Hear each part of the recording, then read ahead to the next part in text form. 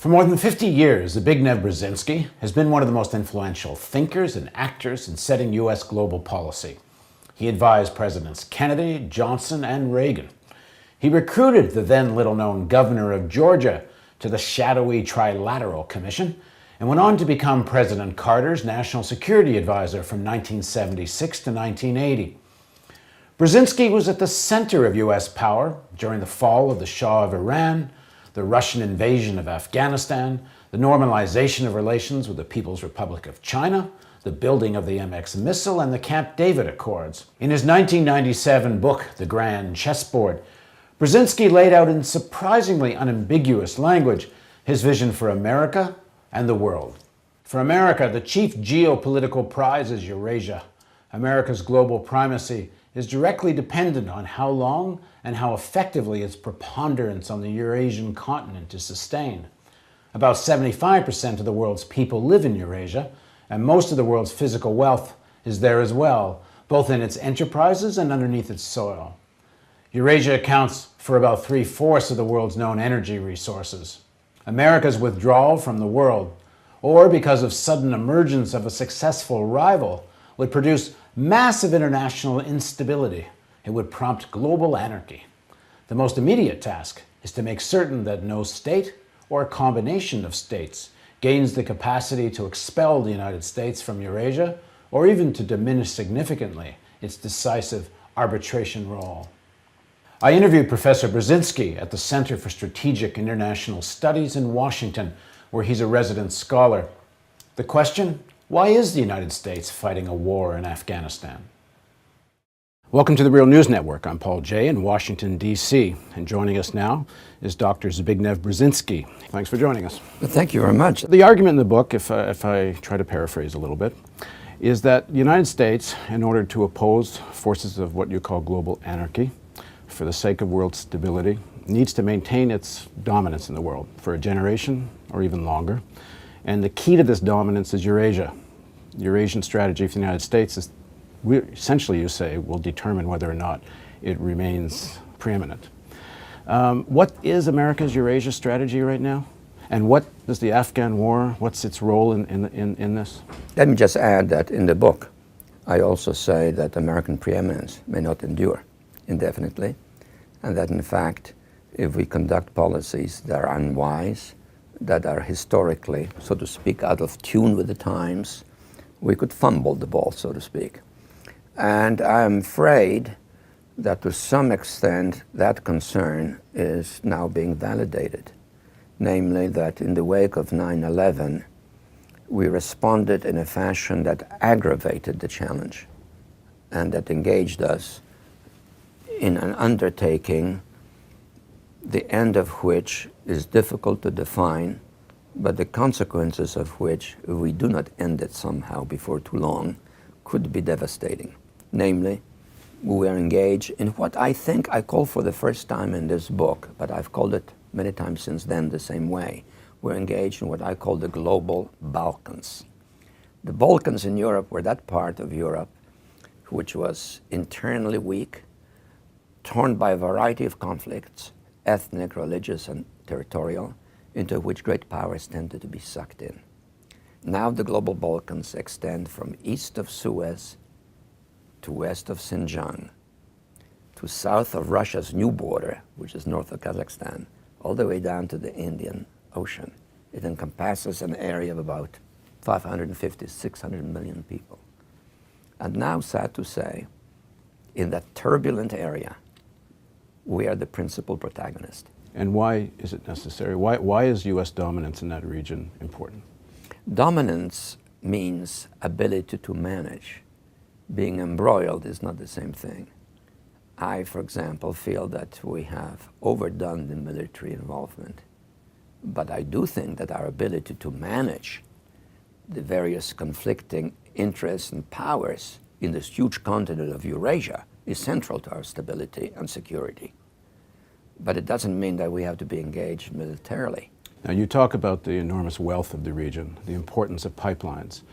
Why is that important for America to be the arbiter of all of this? Well, again, I don't say America ought to be the arbiter of this, but I do think that it's important for us to recognize that the management of resources is very important in the distribution of global power, and that other parts of the world in which we have either an interest or a close relationship with, such as the Far East, Japan and China, or in the West, Europe, if they become dependent on a single power, that this could be destructive, damaging, and even precipitate conflicts. And therefore, for example, diversity of sources of energy is a source of security. What is the Obama Eurasia policy then? Well, that's a very good question. You ought to ask him. Well, he was talking to you. Is he still? I don't know. Let me ask you frankly, did he ask your advice on whether to send more troops? I couldn't, if I said yes, that would be distortion, but I was involved in some fashion in discussions, including within the White House, regarding the decisions he made. But what do you make of the I don't thinking? think that my input was all that significant, because I know from personal experience that the really significant input comes from those people who are on the spot, who interact on a daily basis, who debate the options, engage in them. An advisor who's called in from outside, maybe even just out of politeness, is not a decision maker. So I have no illusions. Now, what do I think of the policy? I think he had no choice. He inherited a situation. The question is, can he now manage it in such a way that it ceases to be an endless morass, something that we get bogged down in? And I think that is the real challenge. The idea of Eurasia as the key to U.S. global power, is that the driving reason to be in Afghanistan? No, I think the driving reason to be in Afghanistan, and the specific reason, is that a major attack on the United States originated from a safe haven that existed in Afghanistan. We gave the then Afghan regime, which happens to have been a Taliban regime, the option of either terminating the safe haven and handing over to us those who attacked us, or becoming the object of an unavoidable military action designed to eliminate that safe haven, in particular Al-Qaeda. They chose the latter option. That's why we're in there. In the book, you talk about the importance of Pakistan and Afghanistan and Turkmenistan and the whole issue of the energy. The argument is made, I mean, obviously you've heard it, that whether Al-Qaeda has a safe haven in Afghanistan or whether it's North Waziristan or whether it's somewhere else, whether it's Hamburg, this can't be just about whether Al-Qaeda has a place to launch attacks from, because it can launch attacks from many places. There has to be something more in terms of this strategic vision. Well, wait. I don't know whose vision you're talking about, because Obama didn't go into Afghanistan. Someone else did, right? Right. 8 years ago. Yeah, although for some reason they didn't give it the same strategic weight that this Well, they administration didn't, but has. they went in, and they stayed in. Now, they didn't finish the job, because then they decided to go into something else, namely Iraq in addition to it, which was a rather dubious enterprise. But I think given the circumstances after 9/11, we really didn't have much choice. I mean, the perpetrator was there. He killed 3,000 Americans. He had an organization. We had to eliminate it. The question is what happened after that. I was very marginally involved in that decision, very marginally. Again, a little bit like what I was talking about earlier, namely, I took part in some of the sessions in the Defense Department of the Secretary of Defense regarding Afghanistan right after 9/11, when a number of us were consulted. But again, I emphasize consultation is not decision-making. It's a process of discussion, sometimes maybe of some use, maybe also to gain support publicly for the stated policy. But I remember conveying my view that, one, we have to go in to eliminate Al-Qaeda, but do not stay in. Because I know what happened to the Soviets in Afghanistan. And I said, do not stay in. No nation building, democracy promotion, in addition to eliminating Al-Qaeda. Go in, knock them off, and get out. And that is my view, but... Do you think that's the view of the Pentagon? I don't know what is the view of the Pentagon now. Because the Pentagon's, the idea of the need for some kind of long-term basis somewhere in the region. Oh, no, I don't think that motivated us going to Afghanistan. Believe me, that I do know it was not the case. Now, there was a whole superstructure created by the Bush administration, which was maybe rhetoric or maybe they believed it. You know, it's a little hard to say what they believed in, because they believed in a lot of things which turned out to have been totally untrue. But let's give them credit. They believed in building democracy by force of arms. That's a rather long-term undertaking if you're dealing with a society which in part is medieval. But anyway, coming to the present, that Obama inherited. We did not go in there because of oil. Afghanistan doesn't have that much oil. We went in there because we were attacked. But that does not negate the proposition that the region is important. What is important in addition to that, however, is how we handle the region. And I think establishing a presence, engaging in trade, creating more options, building more pipelines, east-west routes, new Silk Route, is a way of stabilizing the region and of exercising influence in it. At least from the point of view of the Pentagon, and I don't know how you feel about this, you often hear when it comes to Iraq, we simply had to show we had the ability to do this. We could not be seen to be weak on the global stage. To what extent is that the issue in Afghanistan now, that if America is going to maintain its dominant power in the region, in Eurasia, it can't be seen to be chased out of Afghanistan by some... Well, I don't buy that comparison. First of all, I don't think we had to go into Iraq at all. I agree. I don't think we went into Iraq to show that we're strong. We went into Iraq because we were sold a line of argumentation which was false and which is propagated, intensely to the country. We are threatened because he has weapons of mass destruction. But we know that they knew there were no weapons. Well, I don't know whether they claimed they believed it. They claimed it was information. But let's leave that aside. That's an old battle. No need to refight it. Look, we are in Afghanistan because we've been there for 8 years. Now, getting out is easy to say. But by now, if we get out quickly, the question arises, what follows? Is there going to be, again, a very sort of militant regime in Afghanistan which might tolerate al-Qaeda's presence? And beyond that, there is now a new issue, namely the conflict in Afghanistan has come to be connected with the conflict in Pakistan. Pakistan is an important country of 170 million people which has nuclear weapons and delivery systems to the entire region around. So we have to think much more responsibly on how to deal with this problem. And I sympathize with the president's dilemma. And then last but not least, add to it the following. The president now has a very polarized country here. We are very divided as a country. We don't have a bipartisan foreign policy anymore for a variety of domestic reasons.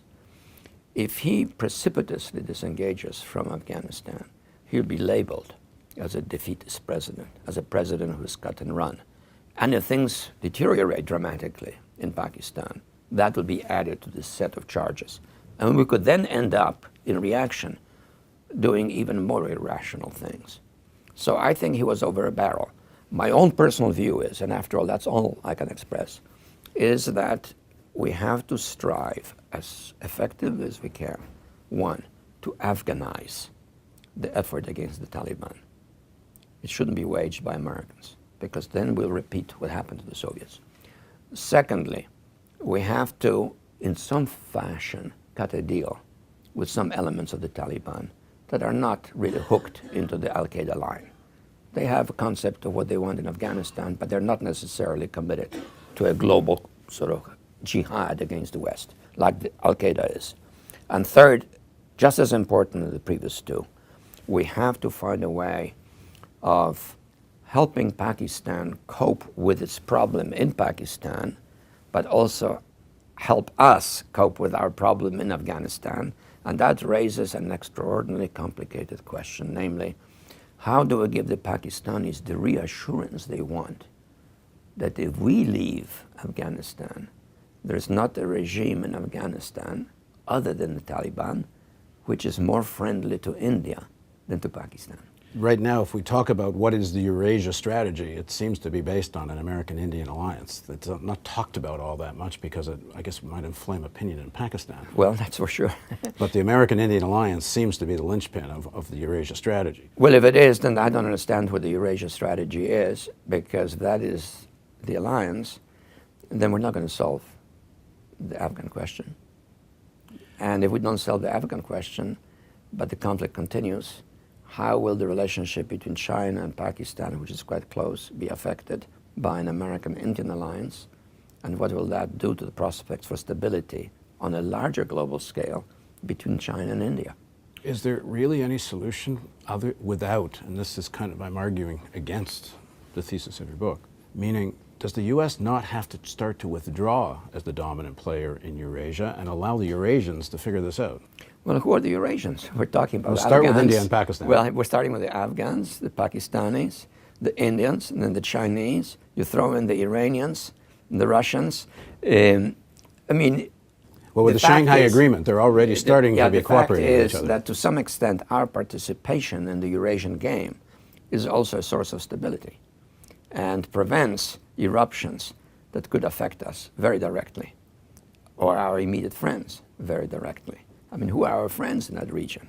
You have the Europeans at one end, you have the Japanese at another end, we have some friends in the Persian Gulf and the Emirates, we have Israel, Egypt, and so forth. We have to take that into account. We just can't say, oh, this is for the Eurasians to solve, goodbye.